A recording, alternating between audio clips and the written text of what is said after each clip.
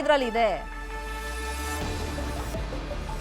ಇದೀಗ ಶಿಕ್ಷೆ ಪ್ರಮಾಣ 2:45ಕ್ಕೆ ಪ್ರಕಟ ಮಾಡೋದಾಗಿ ಜಡ್ಜ್ ಹೇಳಿದ್ದಾರೆ. 2:45ಗೆ ವಾದ ಪ್ರತಿವಾದ ಒಂದ್ ಕಡೆ ಮುಕ್ತಾಯವಾಗಿದೆ.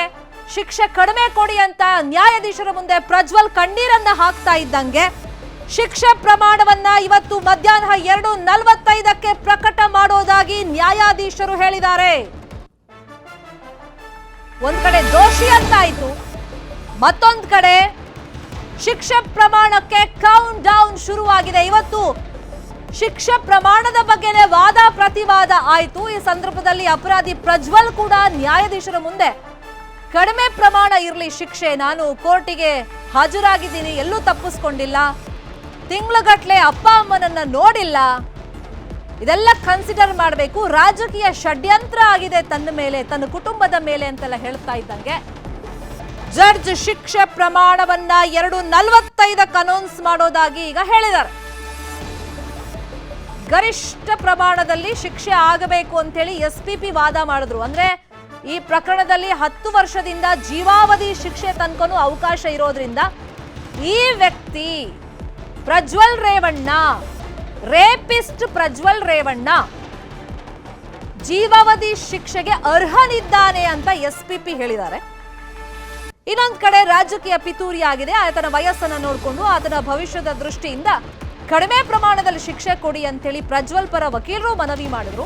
ಇನ್ನೊಂದ್ ಕಡೆ ಪ್ರಜ್ವಲ್ ಕೂಡ ನೆನ್ನೆನೆ ದೋಷಿ ಅಂತ ಕೋರ್ಟ್ ಹೇಳ್ತಾ ಇದ್ದಂಗೆ ಕಣ್ಣೀರನ್ನ ಹಾಕಿದ್ರು. ಇವತ್ತು ತಮ್ಮ ಮನವಿಯನ್ನ ನ್ಯಾಯಾಧೀಶರ ಮುಂದೆ ಹೇಳಿದ್ದಾರೆ. ತನ್ನ ಕುಟುಂಬ ಅಥವಾ ತನ್ನ ವಿರುದ್ಧ ರಾಜಕೀಯ ಷಡ್ಯಂತ್ರ ಆಗಿದೆ, ಚುನಾವಣೆಗೆ 6 ದಿನ ಮುಂಚಿತವಾಗಿ ವಿಡಿಯೋ ಹರಿಬಿಟ್ಟಿದ್ದಾರೆ, ಕಂಪ್ಲೇಂಟ್ ಕೊಡಿಸಿದ್ದಾರೆ, ಹಾಗಾಗಿ ಶಿಕ್ಷೆ ಪ್ರಮಾಣವನ್ನ ಕಡಿಮೆ ಮಾಡಬೇಕು, ತಿಂಗಳುಗಟ್ಲೆ ಆಯ್ತು ನಾನು ಅಪ್ಪ ಅಮ್ಮನನ್ನ ನೋಡಿಲ್ಲ, ಹಾಗಾಗಿ ಶಿಕ್ಷೆ ಪ್ರಮಾಣ ಕಡಿಮೆ ಕೊಡಿ ಅಂತ ಕೇಳ್ತಾ ಇದ್ದಂಗೆ 2:45ಕ್ಕೆ ಇವತ್ತು ಮಧ್ಯಾಹ್ನ ಶಿಕ್ಷೆ ಪ್ರಮಾಣ ಪ್ರಕಟ ಮಾಡೋದಾಗಿ ನ್ಯಾಯಾಧೀಶರು ಹೇಳಿದ್ದಾರೆ.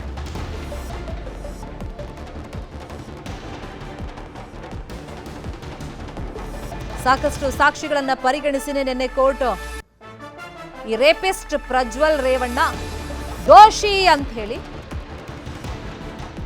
ಪ್ರಕಟ ಮಾಡಿದ್ದು. ಇವತ್ತು ಶಿಕ್ಷೆ ಪ್ರಮಾಣ ಪ್ರಕಟ ಮಾಡೋದಕ್ಕೆ ಕೌಂಟ್ ಡೌನ್ ಶುರುವಾಗಿದೆ. 10 ವರ್ಷದಿಂದ ಜೀವಾವಧಿ ಶಿಕ್ಷೆ ತನಕನೂ ಇಲ್ಲಿ ಅವಕಾಶ ಇದೆ ಈ ಪ್ರಕರಣದಲ್ಲಿ, ಹಾಗಾಗಿ ಜೀವಾವಧಿ ಶಿಕ್ಷೆಗೆ ಅರ್ಹನಿದ್ದಾನೆ ಈತ ಅಂತ ಹೇಳಿ SPP ವಾದ ಮಾಡಿದ್ರು. ಆದರೆ ಈತನ ವಯಸ್ಸು ಮತ್ತೆ ಈತನ ರಾಜಕೀಯ ಭವಿಷ್ಯದ ದೃಷ್ಟಿಯಿಂದ ಶಿಕ್ಷೆ ಪ್ರಮಾಣ ಕಡಿಮೆ ಮಾಡಿ ಅಂತ ಹೇಳಿ ಜನಪ್ರತಿನಿಧಿಗಳ ವಿಶೇಷ ಕೋರ್ಟ್ನ ಜಡ್ಜ್ ಸಂತೋಷ್ ಗಜಾನನ್ ಭಟ್ ಮುಂದೆ ವಾದ ಪ್ರತಿವಾದ ಆಯ್ತು. ಜಡ್ಜ್ ಮುಂದೆ ಪ್ರಜ್ವಲ್ ರೇವಣ್ಣ ಕೂಡ ತಮ್ಮ ಮನವಿಯನ್ನ ಹೇಳಿದ್ದಾಯ್ತು. ಈಗ ದೋಷಿ ಅಂತ ಕೋರ್ಟೇ ಹೇಳಿರೋದ್ರಿಂದ ಶಿಕ್ಷೆ ಪ್ರಮಾಣ ಪ್ರಕಟ ಮಾಡಲೇಬೇಕಾಗತ್ತೆ. ಆ ಶಿಕ್ಷೆ ಪ್ರಮಾಣ ಏನು ಅನ್ನೋದು ಈಗಿರುವಂತ ಕುತೂಹಲ. ಯಾಕಂದ್ರೆ ಈ ಪ್ರಕರಣದಲ್ಲಿ ಕನಿಷ್ಠ 10 ವರ್ಷದಿಂದ ಗರಿಷ್ಠ ಜೀವಾವಧಿ ಶಿಕ್ಷೆಗೆ ಒಳಪಡುವಂತ ಸಾಧ್ಯತೆಗಳು ಇರೋದ್ರಿಂದ ಅದೇ ಕೊಡಿ ಅಂತ ಹೇಳಿ SPP ಹೇಳ್ತಿರೋದು. ಆದ್ರೆ ಶಿಕ್ಷೆ ಪ್ರಮಾಣ ಕಡಿಮೆ ಕೊಡಿ ಅಂತ ಹೇಳಿ ಪ್ರಜ್ವಲ್ಲು ಸೇರಿದಂತೆ ಅವ್ರ ಪರ ವಕೀಲರು ಮನವಿ ಮಾಡಿದ್ದಾರೆ.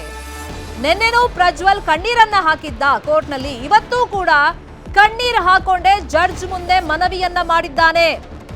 ಜಡ್ಜ್ ಸಂತೋಷ್ ಗಜಾನನ ಭಟ್ ಅವ್ರ ಮುಂದೆ ನಾನು ಕೋರ್ಟಿಗೆ ತಪ್ಪಿಸಿಲ್ಲ, ಹಾಜರಾಗಿದ್ದೀನಿ, ಅಪ್ಪ ಅಮ್ಮನನ್ನ ತಿಂಗಳುಗಟ್ಲೆ ನಾನು ನೋಡಿಲ್ಲ, ರಾಜಕೀಯ ಷಡ್ಯಂತ್ರ ಆಗಿದೆ, ಪಿತೂರಿ ಆಗಿದೆ, ಹಾಗಾಗಿ ಶಿಕ್ಷೆ ಪ್ರಮಾಣ ನೋಡ್ಕೊಂಡು ಸ್ವಲ್ಪ ಕಡಿಮೆ ಮಾಡಿ ಅಂತ ಆತ ರಿಕ್ವೆಸ್ಟ್ ಮಾಡಿದ್ದಾನೆ. ಇವತ್ತು ಕಣ್ಣೀರ್ ಹಾಕ್ತಾ ಆತ ಕೇಳಿದ್ದಾನೆ. ಏನಿದು ಪ್ರಕರಣ ಹಾಗಾದ್ರೆ?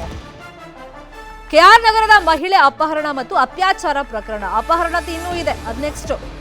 ಈಗ ಅತ್ಯಾಚಾರ ಪ್ರಕರಣದಲ್ಲಿ ಇವತ್ತು ಶಿಕ್ಷೆಯ ಪ್ರಮಾಣ ಪ್ರಕಟವಾಗುತ್ತೆ. ನಿನ್ನೆ ಆತ ದೋಷಿ ಅಂತ ಹೇಳಿ ಜಡ್ಜ್ ಹೇಳಿದ್ರು. ಈಗ ಶಿಕ್ಷೆ ಪ್ರಮಾಣದ ಆದೇಶವನ್ನ ಮಧ್ಯಾಹ್ನ 2:45ಕ್ಕೆ ಪ್ರಕಟ ಮಾಡೋದಾಗಿ ಜಡ್ಜ್ ಹೇಳಿದ್ದಾರೆ.